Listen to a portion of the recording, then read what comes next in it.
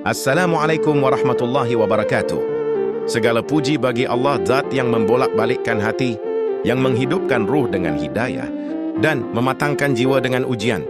Shalawat serta salam semoga selalu tercurah kepada Nabi Muhammad SAW, sang pembawa cahaya hakikat, dan kepada keluarga serta sahabat beliau yang setia di atas jalan lurus. Saudaraku yang dirahmati Allah, pada kesempatan kali ini, mari kita renungkan bersama mutiara hikmah dari kitab suci para kekasih Allah, Futuh Al-Ghaib, karya Agung Syekh Abdul Qadir Al-Jailani rahimahullah. Kita akan menyelami 7 bab pertamanya, yang bagaikan langkah-langkah awal menuju kemurnian jiwa dan tauhid sejati. Dari 3 kewajiban utama sebagai hamba di bab pertama, dilanjutkan dengan nasihat lembut agar hati dicurahi rahmat, lalu dibawa menuju fana dalam kehendak Allah, di mana segala masalah yang kita hadapi justru menjadi pintu pembuka kehadirannya. Hingga akhirnya kita diajak untuk berpaling dari segala kepalsuan dunia, dikuatkan oleh pesan bahwa Allah selalu bersama mereka yang patah hati, dan ditutup dengan peringatan penting, agar kita selamat dari syirik yang tersembunyi dalam hati. Ini bukan sekadar bacaan tasawuf, tapi merupakan cermin untuk menata kembali makna menjadi seorang hamba. Karena musibah terbesar dalam hidup bukanlah kehilangan dunia, tapi kehilangan arah menuju Allah.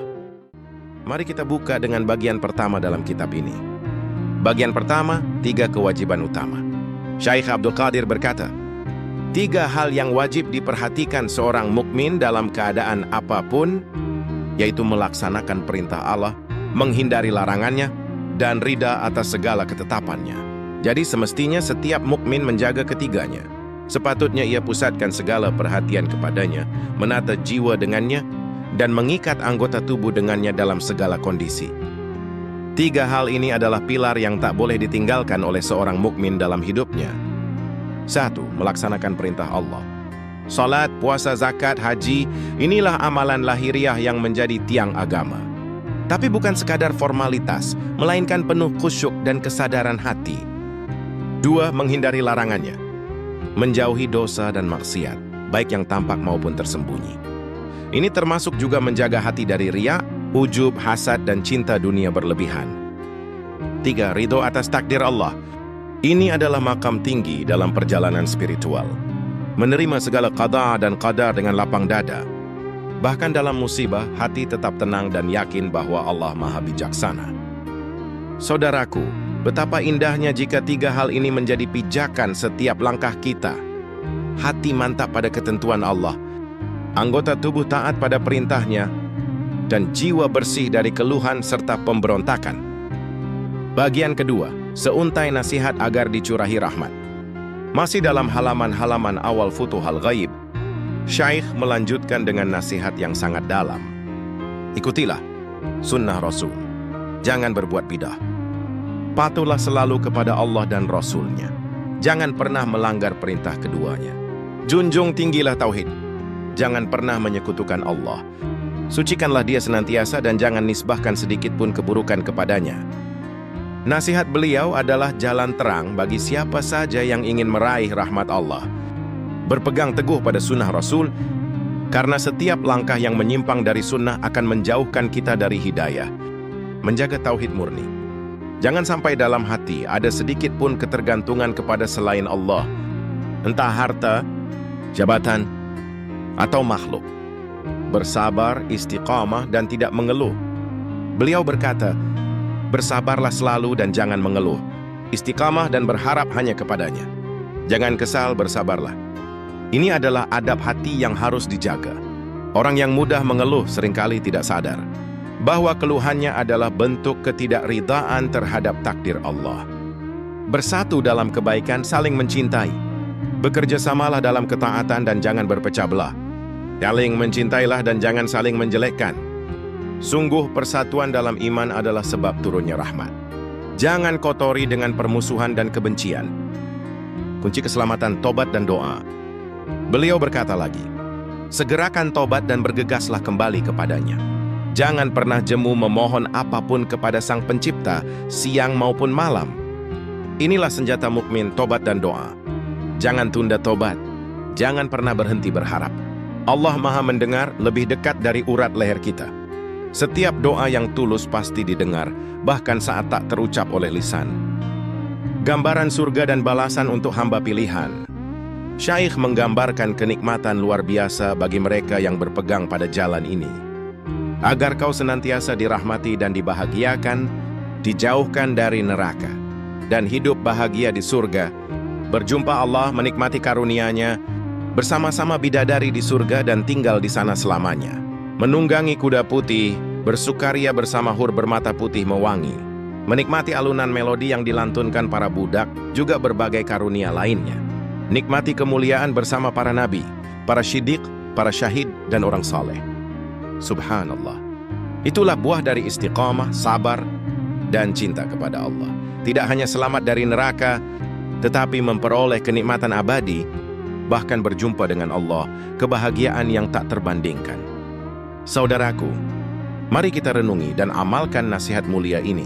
Fokus pada 3 kewajiban utama: taat, menjauhi larangan, dan ridho pada takdir. Kemudian, hiasi hati kita dengan nasihat Syekh Abdul Qadir. Tauhid, sunnah, sabar, cinta, dan doa yang tak pernah putus.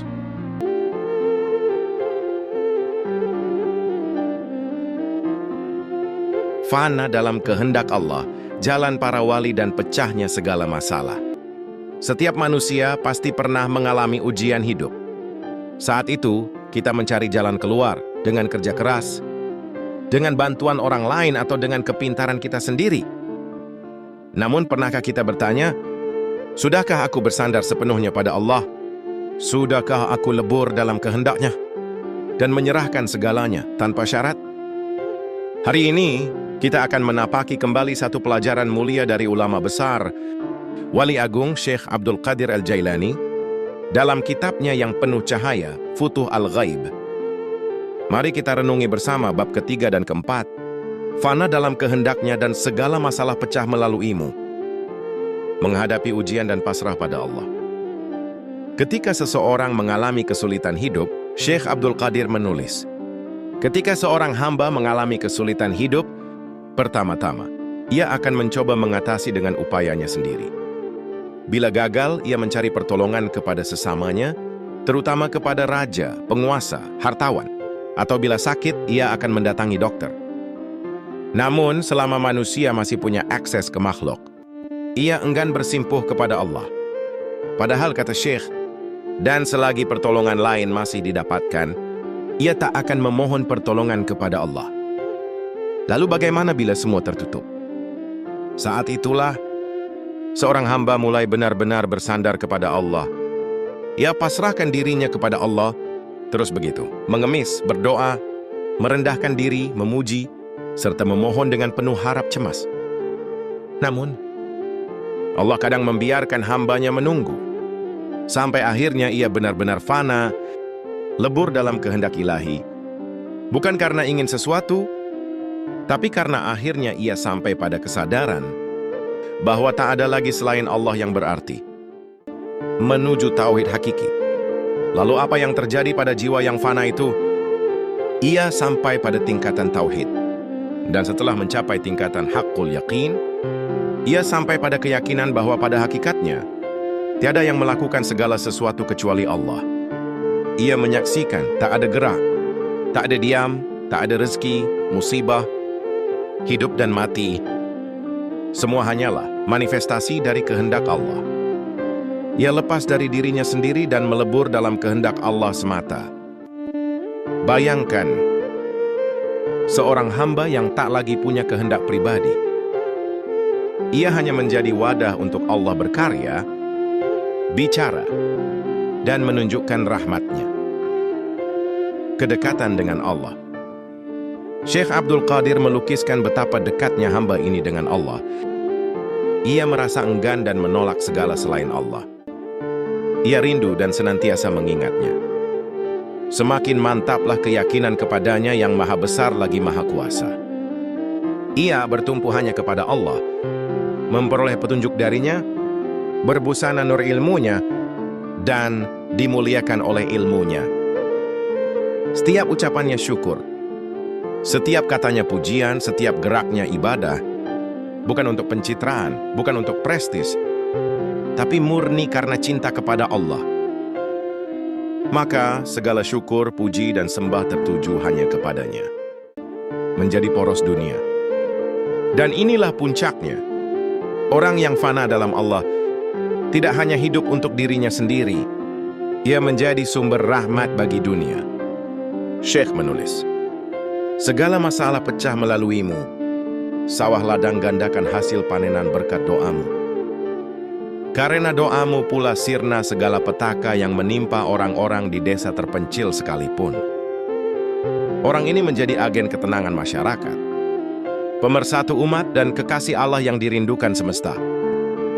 Orang bergegas mendatangimu, membawa bingkisan dan hadiah. Lidah mereka senantiasa dibasahi lantunan doa dan syukur bagimu. Duhai yang terbaik di antara penghuni bumi, inilah karunia Allah yang Dia berikan kepada orang yang dikehendakinya. Sahabatku, jalan menuju Allah bukanlah jalan yang ringan. Namun ketika kita lebur dalam kehendaknya, Allah akan memakaikan kita jubah cintanya dan menjadikan kita cahaya di tengah gelapnya dunia. Mari kita mulai hari ini dengan satu langkah. Mengurangi kebergantungan kepada makhluk, meningkatkan pengharapan hanya kepada Allah. Karena pada akhirnya, Allah pemilik segala karunia yang agung. Saudaraku yang dirahmati Allah, hidup di zaman ini begitu penuh dengan pesona dan jebakan dunia. Media sosial menampilkan gaya hidup glamor, iklan-iklan menggoda kita dengan kesenangan duniawi, dan manusia berlomba-lomba mengumpulkan harta, jabatan, dan pengaruh. Tapi pertanyaannya, apakah semua itu benar-benar membawa ketenangan?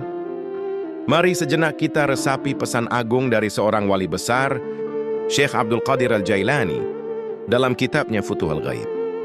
Beliau mengajarkan kita tentang pentingnya berpaling dari kepalsuan dunia dan bersandar sepenuhnya kepada Allah, Tuhan semesta alam. Bagian 1, dunia adalah kepalsuan yang menipu. Dalam bab kelima, beliau berkata, perhatikanlah mereka yang menggenggam dunia dengan segala hiasan dan pesonanya, dengan segala dayanya yang memikat, yang tampak lembut padahal dapat membinasakan siapapun yang menyentuhnya, mengecoh dan melemahkan mereka sehingga lupa akan tipu daya dan janji palsunya. Coba kita renungkan. Dunia tampak indah, mobil mewah, rumah megah, kehidupan penuh pengaruh. Namun, semua itu bisa menipu kita. Dunia, kata Syekh Abdul Qadir, seperti orang yang sedang buang hajat, kelihatan manusiawi, tapi sejatinya kotor. Kata Syekh selanjutnya, jika kau melihatnya, berlakulah seperti kau melihat orang yang buang hajat. Kau jijik karena bau dan kotornya, kau enggan memperhatikan kebusukannya, sehingga kau menutup hidung menghindari bau busuknya. Dunia bukan untuk ditinggalkan, tapi jangan dijadikan tujuan.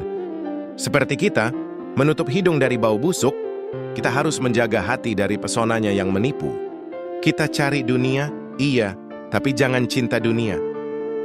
Bagian 2, nafsu dan dunia, dua perusak ketulusan. Syekh melanjutkan, tutuplah hidungmu dari busuknya nafsu, agar kau aman dari segala tipu dayanya. Di zaman sekarang, nafsu menjelma dalam bentuk yang sangat halus. Nafsu belanja yang tak terkendali, nafsu eksistensi di media sosial, nafsu validasi dari manusia. Semua itu menjauhkan kita dari makna hidup yang sejati. Allah telah memperingatkan kita. Dan janganlah kamu tujukan kedua matamu kepada yang telah kami berikan kepada golongan mereka, untuk kami uji mereka dengannya, dan karunia Tuhanmu lebih baik dan lebih kekal. Quran Surat Thoha ayat 131. Jangan iri pada kehidupan orang lain. Rezeki yang banyak belum tentu berkah. Yang tampak bahagia di luar belum tentu damai dalam batin. Ketenangan itu ada pada kedekatan dengan Allah, bukan pada jumlah harta. Bagian 3, Allah bersama yang patah hati. Masuk ke bab ke-6, Syekh Abdul Qadir berkata, wahai hamba, lenyaplah dari manusia dengan izin Allah, lenyaplah dari nafsumu dengan perintahnya, dan lenyaplah dari kehendakmu dengan perbuatannya, sehingga kau berubah menjadi bahtera ilmunya. Saat engkau lelah menghadapi dunia, ketika hati hancur, ketika semua yang kau harap dari manusia mengecewakanmu, saat itulah kau sedang didekatkan kepada Allah. Rasulullah bersabda dalam hadis Qudsi yang dikutip dalam bab ini, "Aku bersama orang yang patah hati demi aku." Sahabat, dalam dunia yang keras ini hati kita bisa remuk. Tapi justru dalam remuk itulah Allah hadir.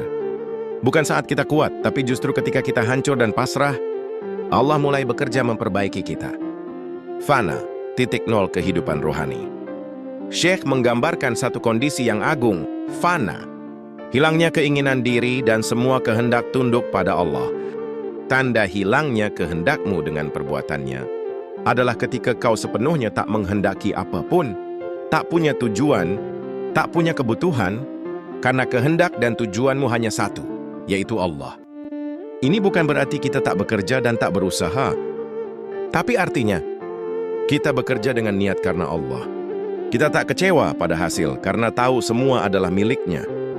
Ya, kita melangkah bukan karena ambisi, tapi karena misi dari Allah Subhanahu wa Ta'ala.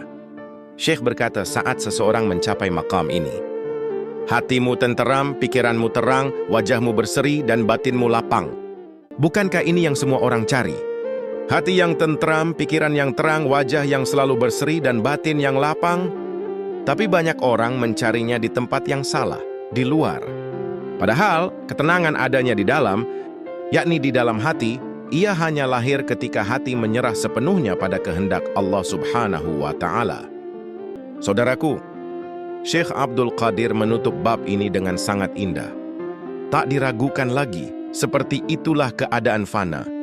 Maka dia menyelamatkanmu dari kejahatan makhluk dan menenggelamkanmu dalam samudera kebaikannya sehingga kau menjadi pusat kebaikan, rahmat, kebahagiaan, kenikmatan, kecemerlangan, dan kesentosaan. Di dunia yang sibuk dan bising ini, kita harus punya ruang hening dalam hati. Tempat di mana hanya ada kita dan Allah. Tempat di mana segala hal duniawi tidak mengusik ketenangan batin. Mari kita belajar berpaling dari kepalsuan dunia dan menghadap sepenuhnya kepada Allah. Saudaraku yang dirahmati Allah, di tengah kehidupan modern yang penuh hiruk-pikuk ini, kita perlu berhenti sejenak dan bertanya, apakah ibadah kita benar-benar murni untuk Allah? Apakah hati ini sudah benar-benar selamat dari syirik? Bahkan syirik yang halus sekalipun? Pada kesempatan ini, mari kita bersama-sama menyelami pelajaran agung dari Syekh Abdul Qadir Al-Jailani dalam Futuh Al-Ghaib. Bab ke-7 berjudul, Selamat dari Syirik Halus. Apa itu syirik halus? Syirik tidak selalu berupa menyembah berhala, tidak selalu dalam bentuk besar dan mencolok. Dalam bab ini, Syekh Abdul Qadir berkata, syirik tak hanya menyembah berhala, memasang iklan dan menyuarakan segala yang ada di dunia dengan Allah adalah syirik juga. Segala perbuatan selain Allah bukan Allah. Bila kau tergelincir dalam kesadaran selain Allah, berarti kau telah jatuh. Ini adalah bentuk syirik yang halus.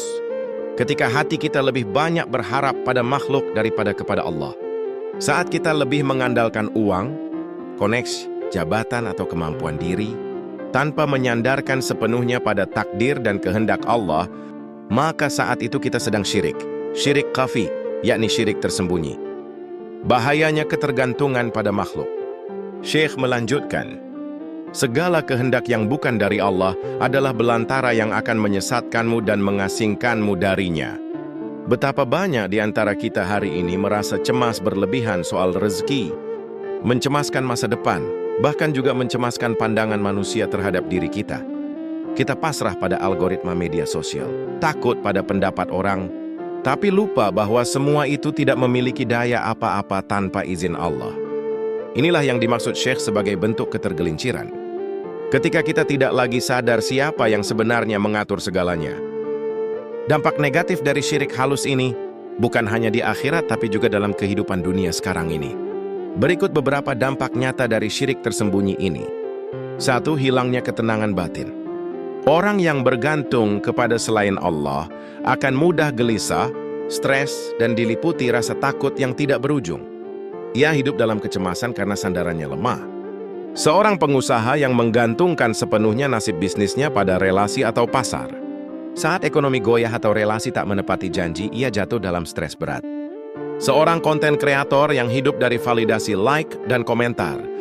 Saat engagement menurun, ia merasa hampa, tidak bernilai, bahkan sampai depresi. Barang siapa yang menggantungkan hatinya kepada makhluk, maka dia akan selalu dikecewakan. Makna dari Futuh Al-Ghaib bab ke-7. 2. Merusak hubungan sosial. Ketika seseorang berorientasi pada pencitraan dan validasi eksternal, ia bisa jadi manipulatif, munafik, bahkan menjilat demi kepentingan pribadi. Dalam dunia kerja, seseorang berpura-pura loyal demi promosi, tapi menikam rekan dari belakang.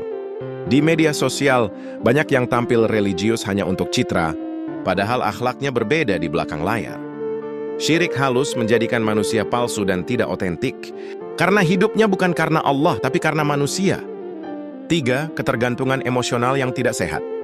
Orang yang terlalu peduli pada penilaian manusia akan mudah kecewa, rendah diri, bahkan terobsesi untuk menyenangkan semua orang.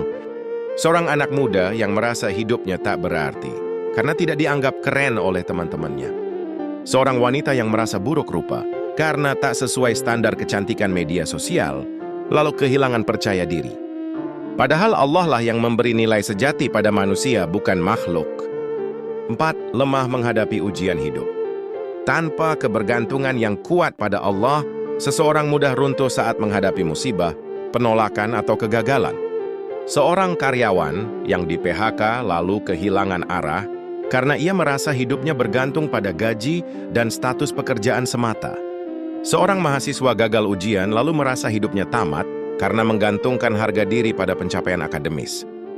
Jika hati bergantung sepenuhnya kepada Allah, maka kegagalan bukan akhir, melainkan jalan baru menuju kebaikan. 5. Menurunnya kualitas ibadah.